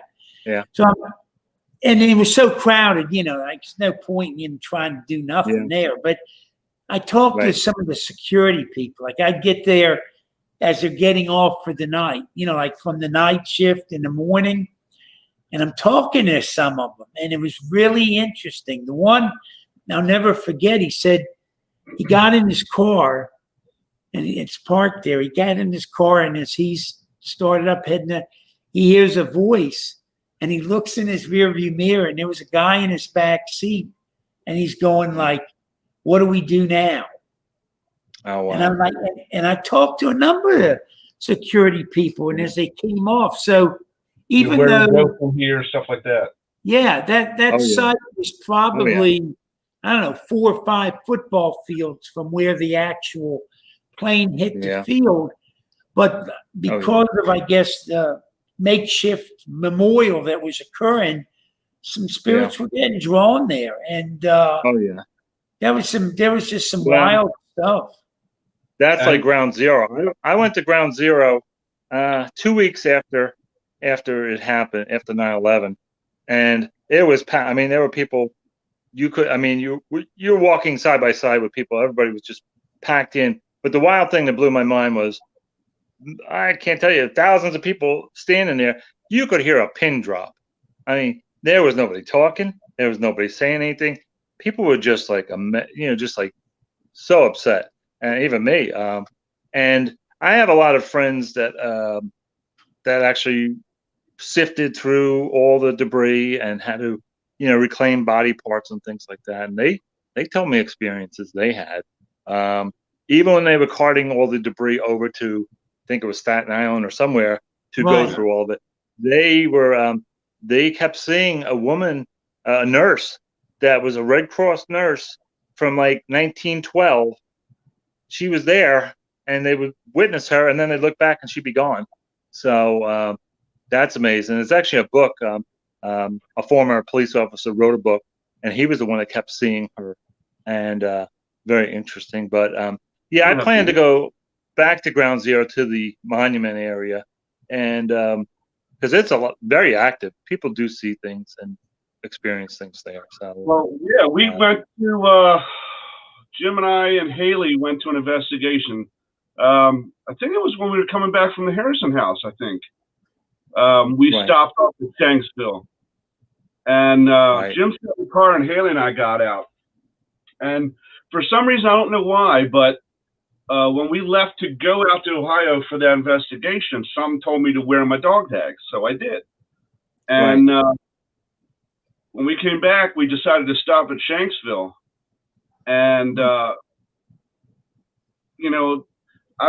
even last week it was Richard Rulin and Katie Turner, and they, Richard's like, you need to stop selling yourself short. You have a lot of abilities. You just don't know it yet. Okay. Yeah. But I was the sadness and the heartbreak of that place, just standing there looking at an empty field, and there's a giant, and I mean giant, this thing's got to be 6 tons if it's a pound, giant rock, and they had it moved and put right on the spot where the plane actually hit. And standing there and looking from 120 yards away at this giant rock, Haley and I, we both lost it. I mean, we're just in absolute tears. And people would like come up like, did you have someone on the plane? We're like, no, we didn't. We didn't know any of these people. But we can feel them, you know? So it's a very somber place. Oh yeah. Yeah, it's amazing. Even Ground Zero, same thing. And we did lose a few people that were high school friends and people that were police officers and firemen. So yeah, it's crazy. Well, just crazy. Jim's cousin was almost in the tower. Yeah, he's in the world banking community with international finance, and he actually had a meeting like I think 9 that morning in one of the towers. But last second, I mean, he's getting ready. He lives in Jersey, you know, just goes. And the last second, he gets a phone call, and they had canceled it for whatever reason. Wow. So he didn't have to go in that day.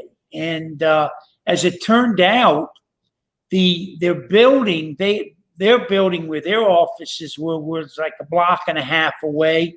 And actually, one of the landing gears from one of the planes actually took out the floor where he had some of his workmates on that floor. They lost several. They were a block and a half away because the landing gear took all that out. So we had gone back with him a couple years ago. First time he'd gone back, you know, with once they had the lake and all that stuff going, and it was real emotional. It really was. We just went there for support because he had lost a lot of people he knew. And, my wife worked in the Twin Towers, and if we didn't move, she would have been in the Twin Towers that day. Wow. The second plane that hit on the 72nd floor took out her entire company. That was Cantor Fitzgerald, and that killed everybody. And if she was there, she would have gone too. But she had nightmares for 6 months because her job there as an executive secretary was to do a fire drill list. And she would have to always go through all the names. And she was having nightmares because she was putting herself there and going through the list of people's names, you know, during the explosion. Just crazy times. So, just insane. And if anybody that doesn't support and remember that stuff, they don't have much remorse for humans, you know. No. People forget. A lot of these different generations forget and don't, you know. We were the closest we could be when that happened. Americans came together like never before. Yeah. And now what happened? What happened? Now we're all hating each other. We're fighting each other. We're killing each other. It's sad. I mean, so. Yeah. Well, you'll be able to see at the bash. Steve has a new tribute car, and it's his Mustang, and it's a 911 tribute Mustang. Yeah, they're really beautiful. He is doing the paint job on it as we speak, and it's basically like a $40,000 paint job that he's putting on this thing to remember 9/11. So you'll be able to see that at the back. That's going to be an amazing thing. So yeah, that's what I love about the bash. It's all about paranormal, but it's also has so many different facets to it. You know, with the Wounded Warriors and just bringing everybody together. And that's what I really like. I mean, I love Batman. He's awesome. He's an awesome guy. And I got to tell you, I don't think you were there for this one, but the year that they had Connor there, little Connor, who was on the tribute car, and they had McKenna. They had McKenna there as well, and they were doing laps in the showroom area where we had all the tables. And at one point, I wasn't there for that one. Yeah, McKenna started to slow down. And John Buckland, who was the West Virginia Batman, went back to her. He's like, "Are you okay? Do you need me to carry you?" And she's like, "No, I got this." And she took off and finished it. And you know, that's awesome. every person. How is she doing? I haven't checked in in a long time. How are they doing? I mean, how is she doing? Is she still? I think, as a matter of fact, I think McKenna's in remission, I believe. Which that's beautiful. Yeah, I'm very close with Stephanie and her. You know, the David Stewart Farm. I've stayed there several times and I've investigated there. I actually got one of the best EVPs in the upstairs of that house where the OR was. I have it's about a 35-second EVP of 2 soldiers talking to me. Wow. Oh, it's wild. And as I walk in the room, you got to hear it. I'm walking in the room, I have boots on, and it proved they couldn't see me and I couldn't see them because they were saying, somebody's coming in the room. Somebody's coming in the room. And then the next thing out of the guy's mouth, he goes, "Don't mess with me. Don't mess with me." And then the other guy says to the other guy, he goes, "It's the incubator." It's the incubator. And then he says to the other guy, "So what's the plan now?" And you hear this voice fade out. It's the most incredible EVP. It's 2 spirits talking to me, and they sound terrified. It's crazy. Yeah. It's crazy. Unfortunately, we lost Connor the following year. So I didn't know that. Yeah, that was very sad. We actually, Jim and I and Haley were on investigation down in the cabin at 360 the weekend of his celebration of life. And Jim hadn't come down yet. Haley and I had gone down the night before to set some things up. And then her and I drove back up to Littlestown from cabin 360 down to the boonies of Virginia, drove back up to Littlestown, met Jim and Pam and Steve, and went to Connor's celebration of life, and then drove back down to finish the investigation. So, oh wow, that little boy, I got to tell you, in my 47 plus years of life, I have yet to see someone that young with that kind of strength of character that he had. You know, knowing he's in the situation he was, knowing he's probably not going to survive, and being offered a ride in the Batmobile, his favorite superhero, and initially turning it down because there wasn't room for his little brother. That speaks volumes of that boy's character, you know? And I can only hope that some adults can learn from that. Well, Mike, I want to thank you for coming on tonight. It's always great to see you. Thank you so much. Really look forward to seeing you. Give the people again, run through where they might be able to catch your new series and stuff. Yes, it's called Journey Through the Past, and it'll be on Amazon Prime TV probably in the next few weeks. And you'll also be able to, you can go on Facebook and you could join the page for Journey Through the Past, and you can catch all the updates and different things that are on there. So definitely check out the pages. I encourage everybody, if you want to see somebody with number one evidence, I mean, it's really been filtered and checked and everything else. None of this creative juices kind of stuff, you know. No, it's all 100% real. Yep. Yeah. Well, listen, thanks my again, friend, guys. I really appreciate you having me on. Stay healthy, and thanks for coming on. And look forward to seeing you soon. We'll see you in about 40 days. Yes, sure will. We'll see you at the bash, and much success with the show.